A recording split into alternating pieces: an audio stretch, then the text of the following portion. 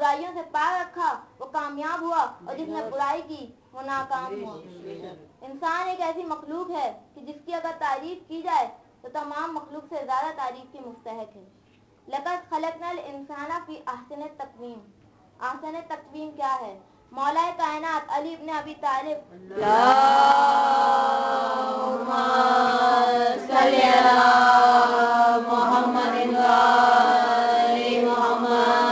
اپنی کتاب نہج البلاغہ میں فرماتے ہیں کہ کتنا عجیب ہے یہ انسان جو گوشت کے ٹکڑے سے بول رہا ہے، چربی کے چھوٹے سے حصے سے دیکھ رہا ہے اور ہڈی سے سن رہا ہے۔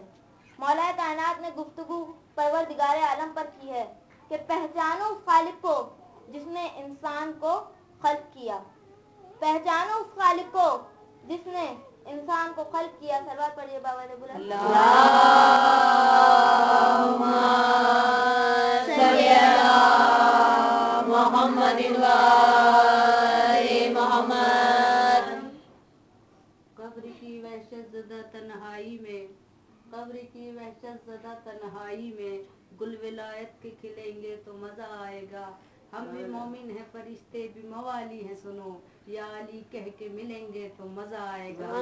برکت کل مومنین و مومنات کے لیے بلند ترین صلوات۔ اللہم صلی علی محمد محمد۔ زبان کیا ہے؟ ایک گوشت کا ٹکڑا ہی ہے نا، مگر یہی چھوٹا سا حصہ جو عربی بھی بولتا ہے، فارسی بھی بولتا ہے، اردو بھی بولتا ہے، انگلش بھی بولتا ہے۔ اچھا گوشت کا ٹکڑا ہی ہے نا، تو جائیے قصاب کی دکان سے لے آئیے، مگر کیا اس میں بولنے کی طاقت ہوگی؟ نہیں۔ تو معلوم ہوا کہ کوئی ایسی شے ہے جو اس میں گویائی کی طاقت پیدا کر رہی ہے، تو وہ کیا شے ہے؟ قرآن نے آواز دی، انی خالق بشر من الطین، اے فرشتوں میں مٹی سے ایک بشر بنانے والا ہوں، اور جب میں اسے بنا لوں اور اس میں روح داخل کر دوں تو تم اسے سجدہ کر لینا۔ سجدہ جسم خاکی کو نہیں کروایا بلکہ سجدہ کروایا ہے روح کو۔ تو سوال یہ پیدا ہوتا ہے کہ جب روح ہی اتنی قیمتی تھی تو اللہ انسان کو صرف روح بنا کر ہی چھوڑ دیتا؟ تو جواب آئے گا نہیں۔ اگر انسان روح پر مشتمل ہوتا تو ہوا میں اڑ جاتا، اور جب جسم پہ اکتفا کیا جاتا تو مٹی میں مل جاتا۔ بس ایک توازن قائم کیا جسم کے پیکر اور روح کے درمیان، مٹی کے پیکر اور روح کے درمیان، کہ ہوا میں تحلیل بھی نہ ہو اور مٹی میں بھی نہ ملے، زمین پر بھی رہے اور زمین سے بلند بھی رہے، اور اسی کا نام احسن تقویم ہے۔ اللہم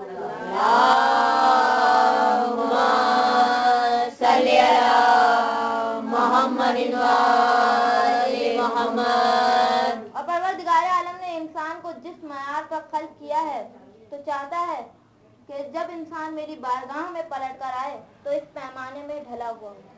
ہر انسان فطری طور پر جانتا ہے کہ بھلائی کا راستہ کون سا ہے اور برائی کا راستہ کون سا ہے، پس ضرورت اس بات کی ہے کہ انسان اپنی قدر و قیمت کو پہچانے۔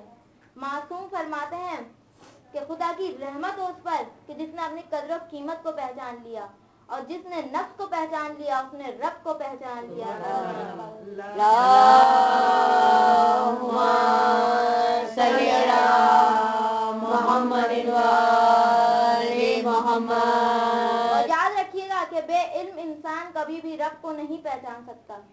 جب تک علم کا نور قلب میں پیدا نہیں ہوگا انسان کے نفس سے تاریکی دور نہیں ہوگی، کیونکہ اللہ نے انسان کو افضل کیا ہے تو صرف علم کے سبب، کیونکہ علم زندگی ہے، علم آگہی ہے، علم بندگی ہے، علم نور ہے، علم ایمان ہے، علم ورثہ انبیاء ہے، کہ علم انسان کو انسان بنا دیتا ہے، علم انسان کو انسان بنا دیتا ہے، علم کافر کو مسلمان بنا دیتا ہے، علم کافر کو مسلمان بنا دیتا ہے۔ علم دریاؤں میں اچھلے تو نگینے اگلے، علم دریاؤں میں اچھلے تو نگینے اگلے، علم صحراؤں سے گزرے تو سفینے اترے، علم صحراؤں سے گزرے تو سفینے اترے، کہ علم دینے کے لیے وارث انجیل آئے، علم دینے کے لیے وارث انجیل آئے، علم لینے کے لیے عرش فرش پہ جبریل آئے، علم لینے کے لیے فرش پہ جبریل آئے۔ علم دریاؤں میں راستہ بھی بنا سکتا ہے، علم دریاؤں میں راستہ بھی بنا سکتا ہے، علم کے نور کو بے نور نہیں پا سکتا،